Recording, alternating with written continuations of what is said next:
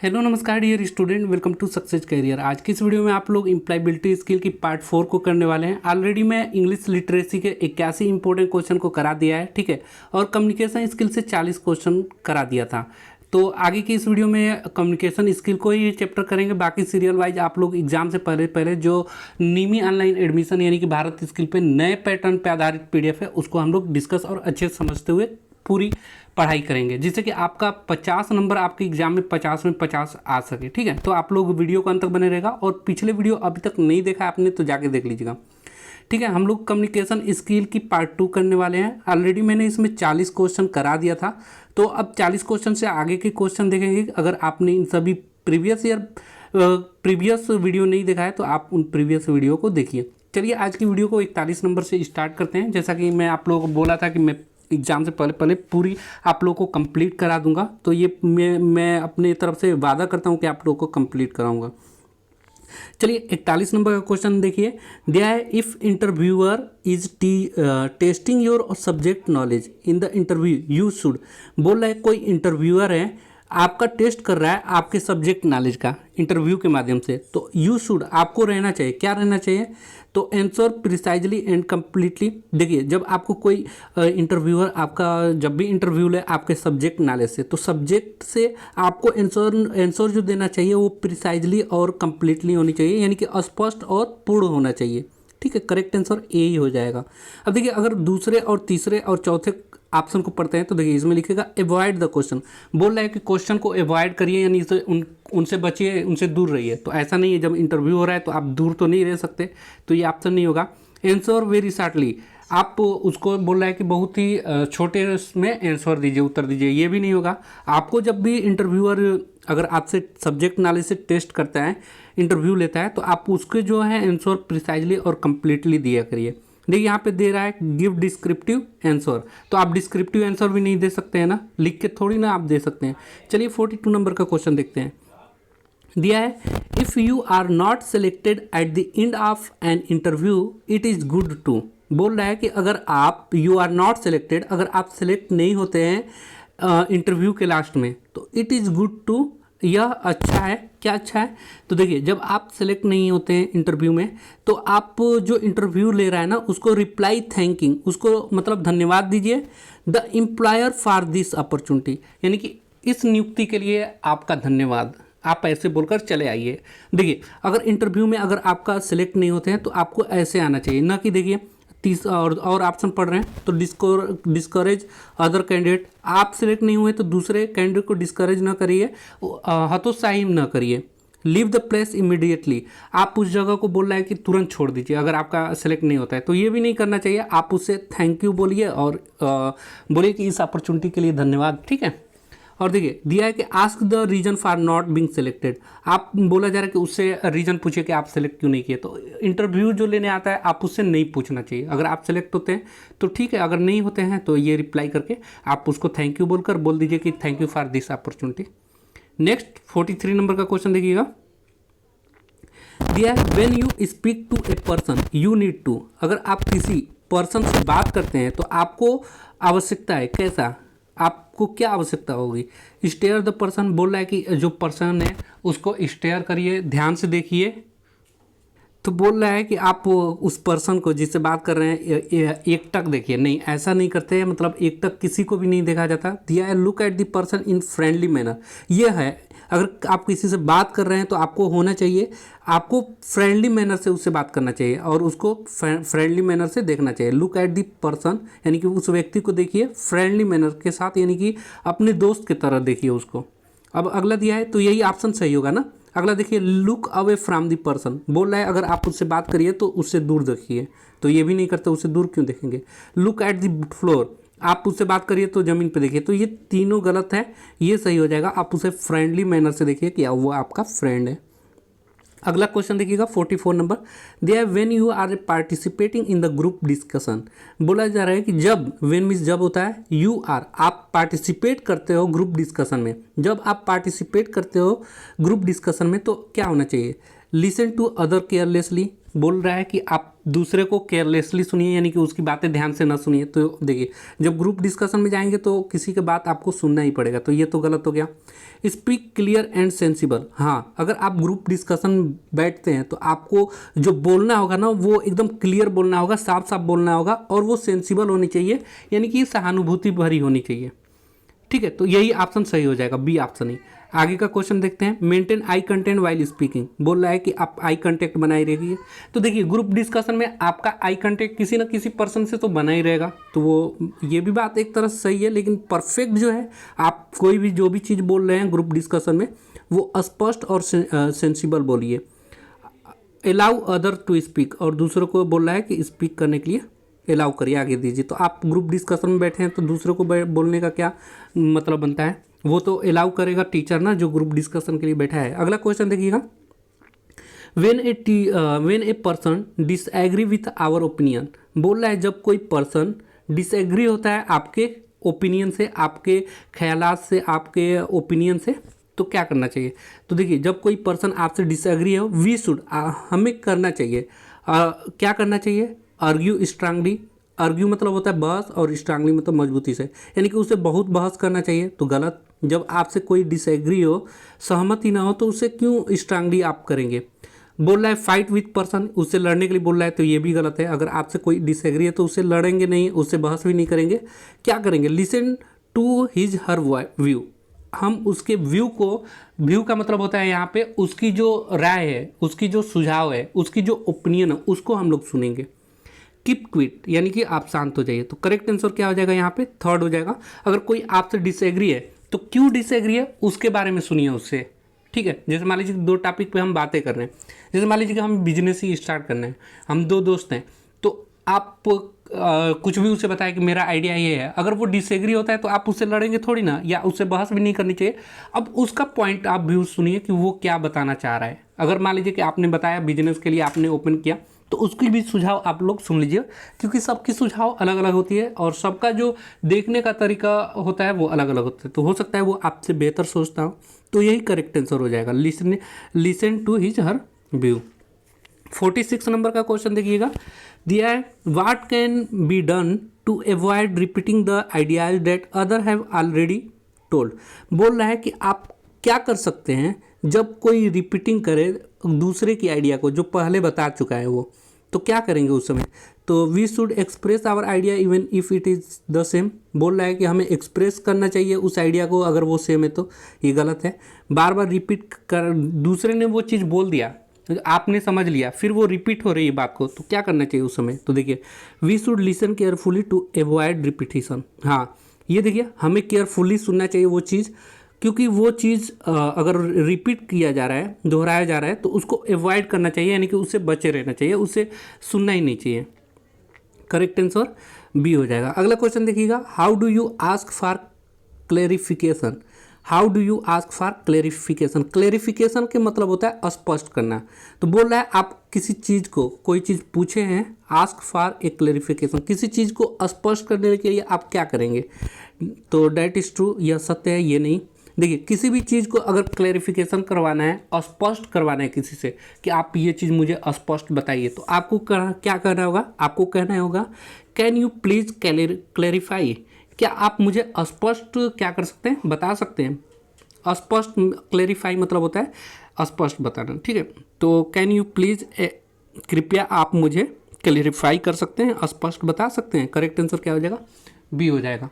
अगला क्वेश्चन देखिएगा, अगला क्वेश्चन देखिएगा, दिया है 48 नंबर, दिया है you apply for an apprenticeship to your dream company.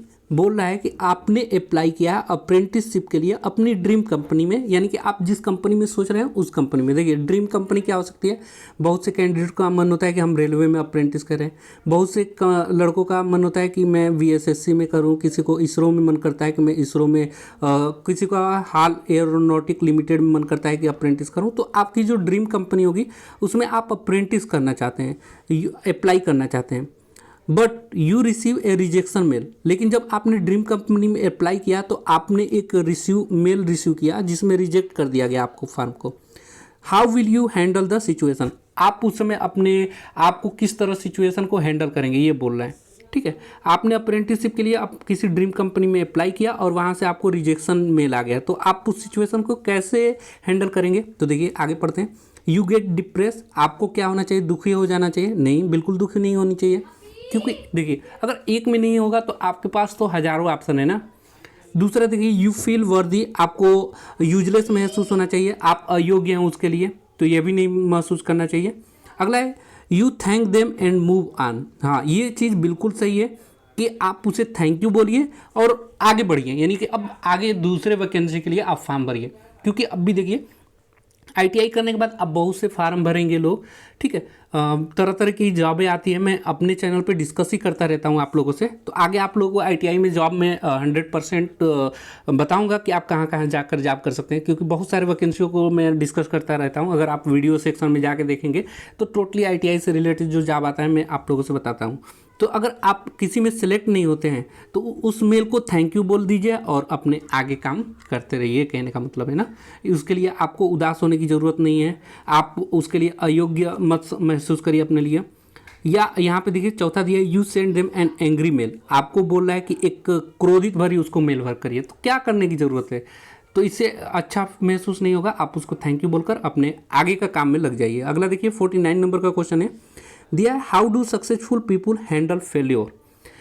इसमें बोला जा रहा है कि कैसे सक्सेसफुल लोग जो होते हैं, सक्सेसफुल पीपुल, सक्सेसफुल लोग हैंडल फेल्योर को हैंडल कैसे करते हैं, यानी कि फेल ना हो उसके लिए सक्सेसफुल जो पर्सन होते हैं वो कैसे हैंडल करते हैं कि वो फेल ही कभी ना हो किसी चीज़ में। तो ऐसा कोई भी पर्सन नहीं होता, यदि आप कोई भी काम स्टार्ट करेंगे तो फेल्योर ज़रूर मिलती है, लेकिन उसका मतलब ये नहीं तो होता कि आप उसको छोड़ दीजिए। अभी आप आईटीआई के बाद जॉब करेंगे तो बहुत सारे वैकेंसी भरेंगे, अगर आपका सिलेक्शन नहीं होगा तो आपको वहीं पे डिमोटिवेट नहीं होना है, बल्कि आगे और तैयारी करते रहना है। तो इस बार नहीं तो अगली बार ज़रूर सिलेक्शन मिल जाएगी। तो वही बोल रहा है, अगर सक्सेसफुल कोई लोग हैं तो वो फेल्योर को कैसे हैंडल करते हैं, तो देखिए कैसे हैंडल करते हैं उसको पढ़ते हैं। They learn from their mistake, वो अपने क्या करते हैं, अपने मिस्टेक से सीखते हैं, बिल्कुल सही बात है, वो अपने मिस्टेक से सीखते ही हैं। They learn from their mistake, वो अपने क्या करते हैं, मिस्टेक से सीखते हैं, अगर गलती हुई तो उससे सीखते हैं। दे गेट डिमोटिवेट, वो डिमोटिवेट हो जाते हैं, ये गलत है। दे ब्लेम अदर, वो दूसरे पे क्या करते हैं, ब्लेम करते हैं, दोषी ठहराते हैं, ये भी गलत है। They give up their ambition, वो अपने लक्ष्य, एम्बिशन मीन्स होता है ध्येय, लक्ष्य, एम, ठीक है, तो आप वो अपने छोड़ देते हैं एम्बिशन को, तो ये तीनों गलत है।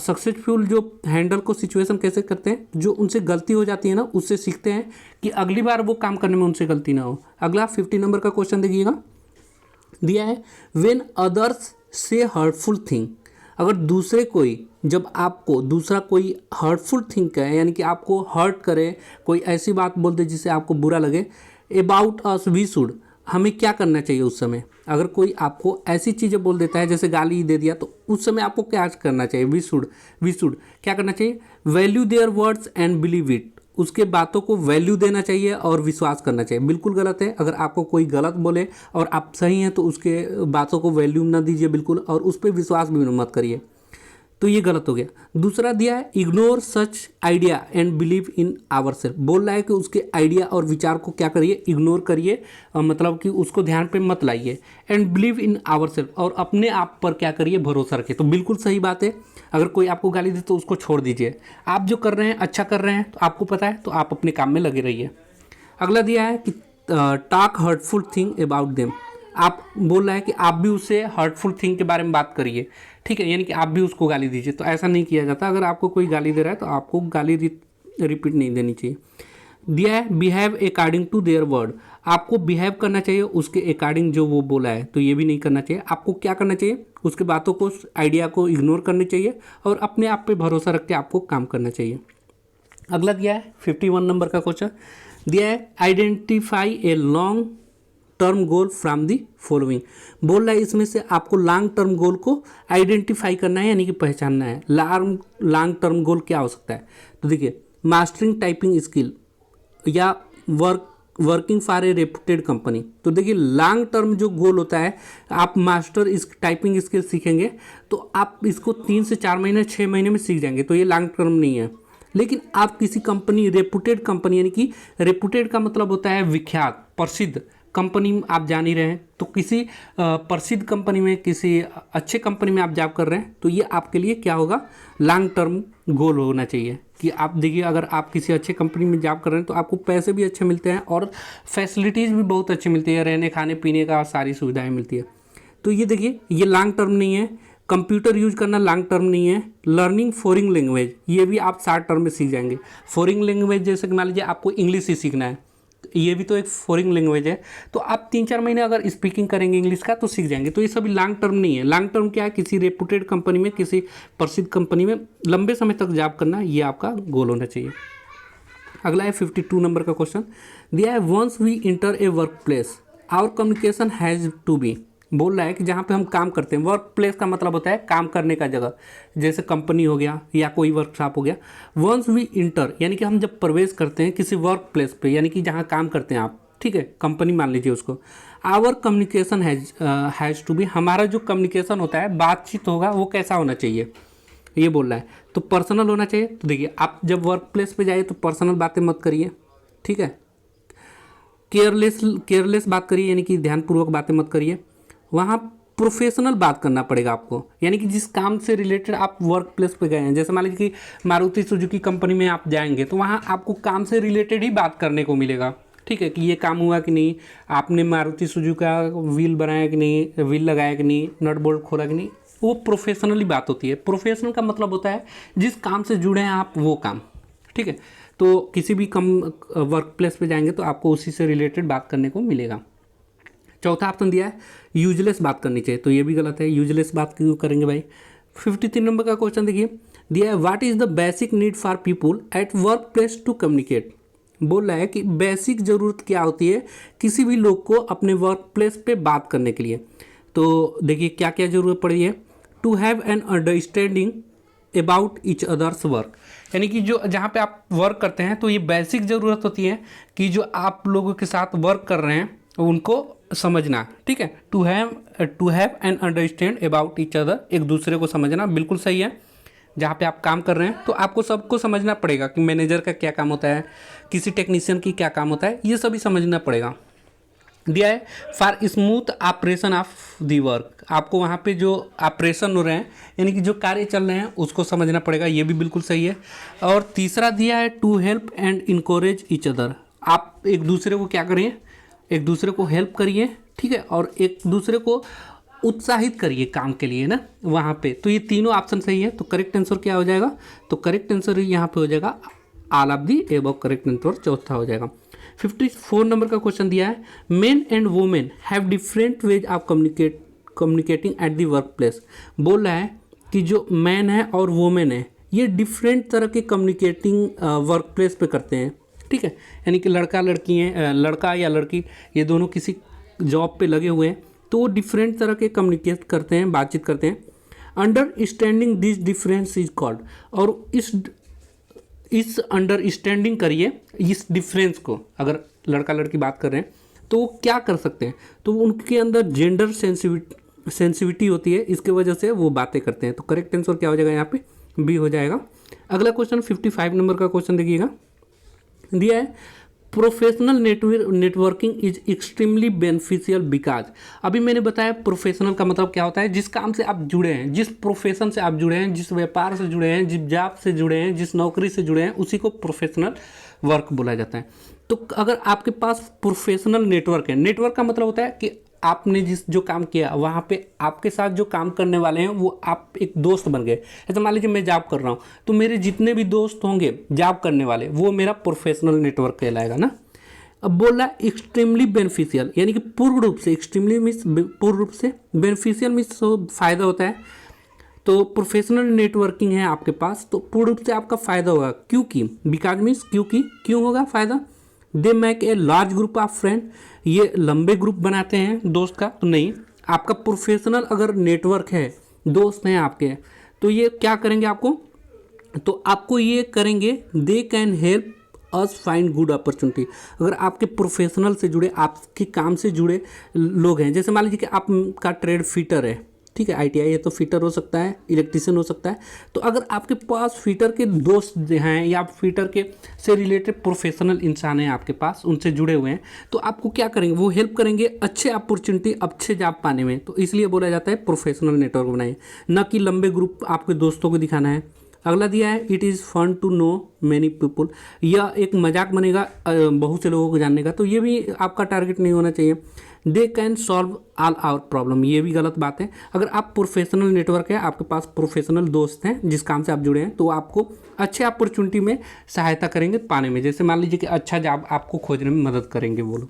अगला है 56 नंबर दिया है LinkedIn is website that can be use. जो लिंक्ड इन जो वेबसाइट है, ये ऐसी वेबसाइट है जो आपको सहायता करेगा किस में, कैन बी यूज्ड, किसके लिए प्रयोग किया जाता है, meet new member of our profession, नए सदस्य से मिलने के लिए आपके प्रोफेशन से, या share photo and videos our profession, यानी कि फ़ोटो और वीडियो शेयर करने के लिए जो आप प्रोफेशन से जुड़े हैं, या वाच मूवी देखने की वेबसाइट है, या wish people on their birthday, यानी कि बर्थडे को विश करने के लिए ये वेबसाइट बनाए। तो ये जो वेबसाइट है ना, आपको न्यू मेंबर से मिलने के लिए आपके प्रोफेशन से रिलेटेड जो व्यक्ति होंगे, जैसे मान लीजिए आप फिटर के पढ़ाई किए हैं, तो फिटर से रिलेटेड अगर आप जुड़ना चाहेंगे तो इस वेबसाइट पे, लिंक्डइन वेबसाइट पे आप क्या कर सकते हैं, नए मेंबर खोज सकते हैं, आपके प्रोफेशनल से जुड़े लोगों को खोज सकते हैं। ठीक है। अगला क्वेश्चन देखिएगा 57 नंबर दिया है a good way to respond to the question shall we start the discussion. देखिए एक अच्छा वे है, वे मिस होता है रास्ता, तो एक अच्छा तरीका है किसी को जवाब, रिस्पॉन्ड टू क्वेश्चन, किसी को क्वेश्चन का उत्तर देने के लिए। तो कैसे करेंगे, देखिए अगर आप बोलेंगे shall we start the discussion, क्या हमें डिस्कशन को स्टार्ट करना चाहिए, should we start the discussion, is dot dot dot. तो देखिए ये अगर आपको करना होगा तो टू कंक्लूड ये बिल्कुल गलत है, बट डोंट यू थिंक ये भी गलत है, यस लेट्स स्टार्ट। अगर आपसे कोई पूछे या आप ही पूछ रहे हैं shall we start the discussion, क्या हमें डिस्कशन को स्टार्ट करना चाहिए, तो हमें क्या जवाब देंगे, यस लेट्स स्टार्ट, हाँ चलिए स्टार्ट करते हैं डिस्कशन को। तो करेक्ट आंसर क्या हो जाएगा, सी हो जाएगा। अगला क्वेश्चन देखिएगा 58 नंबर दिया है the folder one's carries for interviews should contain. बोला जा रहा है कि जो आप फोल्डर लेकर जाएंगे इंटरव्यू के लिए, उसमें क्या होना चाहिए, कंटेन मिस मतलब होना चाहिए या उसके अंदर होना चाहिए। तो जो फोल्डर है उसके अंदर क्या होना चाहिए, जब अगर आप इंटरव्यू के लिए जाते हैं और कोई फोल्डर लेके जा रहे हैं या कोई फाइल लेकर जा रहे हैं, तो उसके अंदर क्या होगा, तो उसके अंदर क्या क्या होगा, देखिए रिज्यूम होगा, मार्कशीट होगी आपका, जैसे क्लास 10th या ITI की मार्कशीट सर्टिफिकेट हो सकती है, और आपका आइडेंटिटी कार्ड हो सकता है। तो all of above correct answer हो सकता है। देखिए रिज्यूम, आप कभी भी इंटरव्यू के लिए जाएं तो आप क्या क्या लेकर जाएं, अपना फ़ोटो ले जाएं, ठीक है, अपना रिज्यूम ले जाएं, अपनी 10th और ITI की मार्कशीट ले जाएं, ठीक है, अपना बायोडाटा, रिज्यूम बोल ही दिया मैंने, अपना आधार कार्ड, कोई आइडेंटिटी प्रूफ ले जाइए, ये सभी कम से कम भूलिए मत, इतनी चीज़ों तो ले जाइए। चलिए आगे का क्वेश्चन देखते हैं 59 नंबर का। As part of grooming, grooming का मतलब होता है कि कोई चीज़ में अच्छा होना। Which of the following are essential for attending interview. अगर आप ग्रूम करना चाहते हैं तो आपको प्रारंभिक क्या होना चाहिए आपके पास इंटरव्यू में के लिए, ठीक है। Which of the following are essential for attending interview, यानी कि जब आपको इंटरव्यू अटेंड करने के लिए सबसे प्रारंभिक चीज़ क्या होनी चाहिए, कैजुअल क्लॉथ होनी चाहिए, स्ट्रांग परफ्यूम होनी चाहिए, मोर ज्वेलरी होनी चाहिए, या फार्मल क्लॉथ होनी चाहिए। तो आपको इंटरव्यू के लिए फार्मल क्लॉथ कपड़े होनी चाहिए, न कि आपके पास कैजुअल क्लॉथ हो, कपड़ा हो। स्ट्रांग परफ्यूम यानी कि बहुत ज़्यादा महकने वाला परफ्यूम भी नहीं होनी चाहिए। मोर ज्वेलरी यानी कि आप गहने पहन कर जाएँ, ये सब नहीं होनी चाहिए। आपके पास फार्मल क्लॉथ कपड़े होनी चाहिए पहनने के लिए। अगला क्वेश्चन है what should you avoid doing during group discussion. आपको ग्रुप डिस्कशन करते वक्त किस चीज़ को अवॉइड करना चाहिए, यानी कि छोड़ना चाहिए। तो क्या छोड़ना चाहिए, देखिए उसको पढ़ते हैं। Maintaining eye contact while speaking, speak clearly and sensible, या लिसन अदर केयरलेसली, या अलाउ अदर टू स्पीक। तो हमें जो छोड़ना चाहिए, देखिए व्हाट शुड यू अवॉइड, हमें क्या छोड़ना चाहिए। तो देखिए हमें क्या छोड़ना चाहिए, एक मिनट में बता रहा हूँ 60 नंबर का। आपको छोड़ना चाहिए listen to the other carelessly, यानी कि दूसरे को बात केयरलेसली सुनना चाहिए। तो ये आपको छोड़ना पड़ेगा। अगर आप किसी को ध्यान से नहीं सुनेंगे तो वो आपसे डिस्कशन सही से नहीं कर पाएगा। अगर मान लीजिए कि आपसे मैं ही डिस्कस कर रहा हूँ, आप इधर उधर ध्यान दिए हुए हैं, तो मुझे ये आपसे बात करने का मन नहीं करेगा। तो ये अवॉइड करना चाहिए, इससे दूर रहना चाहिए। अगला 61 नंबर का क्वेश्चन देखिएगा, दिया है the people with whom you will have to communicate at the work place include.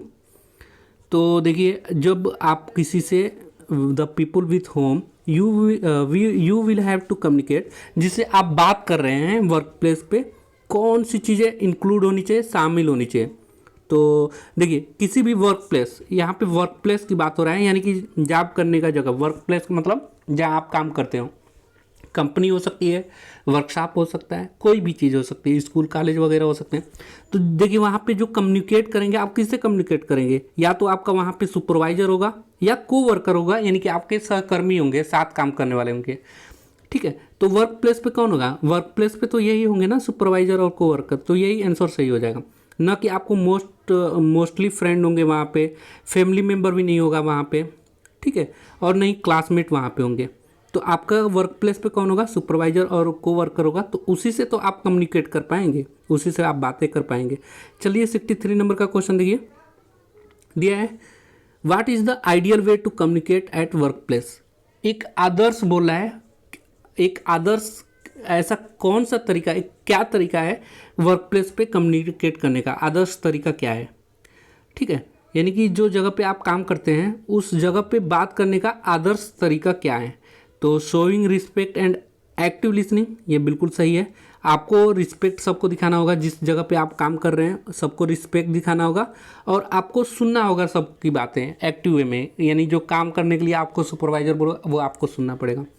Displaying positive body language, आपको दिखाना होगा आपका बॉडी लैंग्वेज पॉजिटिव है, यानी कि मान लीजिए हरासमेंट नहीं होनी चाहिए, आपको नींद नहीं आना चाहिए, या आपको थके हुए नहीं दिखना चाहिए। पॉजिटिव बॉडी लैंग्वेज आपको दिखना चाहिए।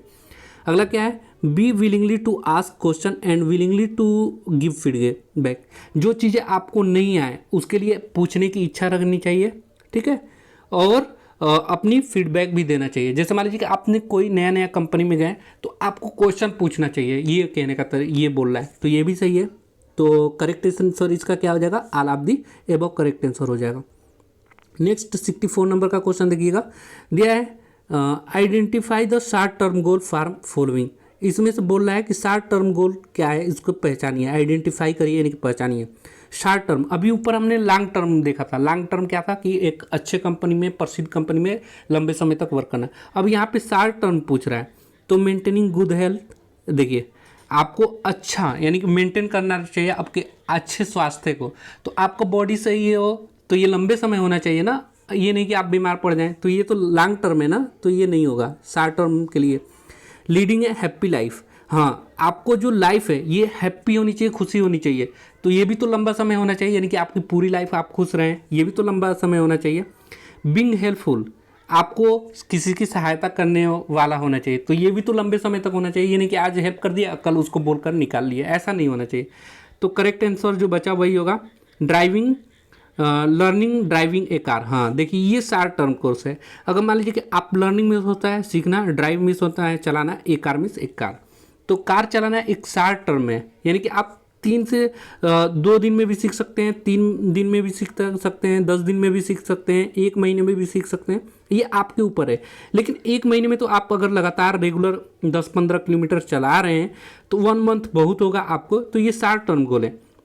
लॉन्ग टर्म गोल ये है कि आपका स्वास्थ्य लंबे समय तक, जब तक आप जिए स्वस्थ हों, आपकी लाइफ हैप्पी हो, पूरी लाइफ आप हेल्पफुल हो, किसी की सहायता करने योग्य हो, ठीक है, ये लॉन्ग टर्म होनी चाहिए। तो अगला क्वेश्चन देखेंगे 65 नंबर, दिया है keeping our resume and contract card ready during networking event can help us find. बोल रहा है कि आपको रिज्यूम और जो कंटैक्ट कार्ड है, कंट्रैक्ट कार्ड में पढ़ दिया हूँ सॉरी, कंटैक्ट कार्ड है, यानी कि जो कंटैक्ट कार्ड है आपका और रिज्यूम है वो रेडी रखना चाहिए। किस समय? नेटवर्क इवेंट जो हो रहा है, नेटवर्किंग इवेंट यानी कि ऑनलाइन इवेंट हो रहा है या कोई नेटवर्किंग इवेंट हो रही है, घटना हो रही है, तो आपको पाने में सहायता करेगा। क्या पाने में सहायता करेगा? तो आपके पास अगर रिज्यूम है ठीक है, और कंटेक्ट कार्ड है आपके पास, तो आपको जॉब अपॉर्चुनिटी पाने में सहायता करेगा। करेक्ट आंसर बी हो जाएगा। अगला क्वेश्चन देखिएगा, effective and easy way to create a professional network are. देखिए, एक प्रभावशाली और आसान तरीका है प्रोफेशनल नेटवर्क बनाने के लिए। क्रिएट ए प्रोफेशनल नेटवर्क, यानी कि प्रोफेशनल नेटवर्क का मतलब अभी मैं बोला हूँ आपके काम से जुड़े लोगों का नेटवर्क। आपके काम से जुड़े लोग अगर आपके साथ हैं 10, 15, 20, 50, वो आपका नेटवर्क कहलाएगा। तो ये आपका क्या है, इफेक्टिव वे क्या होगा, तो join online networking website like LinkedIn. ये बिल्कुल सही है, आपको ऐसे वेबसाइट से जुड़े रहना चाहिए जो आपके नेटवर्किंग तभी आपका बढ़ेगा। जैसे मान लीजिए कि मैं अपने successcareer.co.in की वेबसाइट पे ITI, पॉलिटेक्निक, बीटेक से रिलेटेड सारे जॉब अपडेट डालता रहता हूँ, गवर्नमेंट प्राइवेट दोनों। तो आप लोग अगर विजिट नहीं किए हैं तो एक बार विजिट करके देखिएगा। तो आपको ऐसी चीज़ों से जुड़ी रहनी चाहिए जिससे आपका क्या बन पाए, नेटवर्क बन पाए। बोल रहा है attend job fair and organized by both government and private company. जैसा कि मैं अभी बताया हूँ कि अपने successcareer.co.in की वेबसाइट पे मैं गवर्नमेंट जॉब और प्राइवेट जॉब के बारे में बताया हूँ। और ये बोल रहा है कि आप जो मेला लगता है ना, अप्रेंटिस मेला लगता है या जॉब मेला लगता है, उसमें आप लोगों को पार्टिसिपेट करना चाहिए, अटेंड करना चाहिए। तो ये दोनों सही हैं। तीसरा पढ़ते हैं, keep in touch with your teachers and fellow student. ठीक है, यानी कि आपको अपने सहकर्मी यानी कि आपके साथ काम पढ़ने वाले छात्र और अपने टीचर से जुड़े रहना चाहिए। जैसे कि मैं मान लीजिए कि मैं आप लोगों को प्राइवेट और गवर्नमेंट जॉब के बारे में बताता हूँ, तो आप मुझसे जुड़े रहिए जिससे कि आपको ITI के बाद जॉब मिल पाए। तो बिल्कुल all of the above correct answer हो जाएगा। 67 नंबर का क्वेश्चन देखिएगा, दिया है which of this is a type of interview. इनमें से कौन सा इंटरव्यू का टाइप है, प्रकार है। तो देखिए, फेस टू फेस इंटरव्यू होता है, जैसे आमने सामने बैठकर, ये इंटरव्यू भी होता है। टेलीफोनिक इंटरव्यू भी होता है, यानी कि फ़ोन के माध्यम से इंटरव्यू होता है। आजकल ऑनलाइन, जब लॉकडाउन चल रहा था तो उसमें वर्क फ्रॉम होम के लिए ऑनलाइन इंटरव्यू हुआ करते थे। ऑनलाइन इंटरव्यू होता है, ये तो जान ही रहे हैं। तो फ़ोन और ऑनलाइन ये भी है। तो all of the above correct answer हो जाएगा। इंटरव्यू के सभी प्रकार हैं। अगला 68 नंबर का, men and women need to be a treaty equal in the work place. बोल रहा है कि जो लड़का हो या लड़की, यानी कि व्यक्ति हो या औरत हो, जो ट्रीट करता है वर्क प्लेस पे इक्वल ट्रीट करना चाहिए।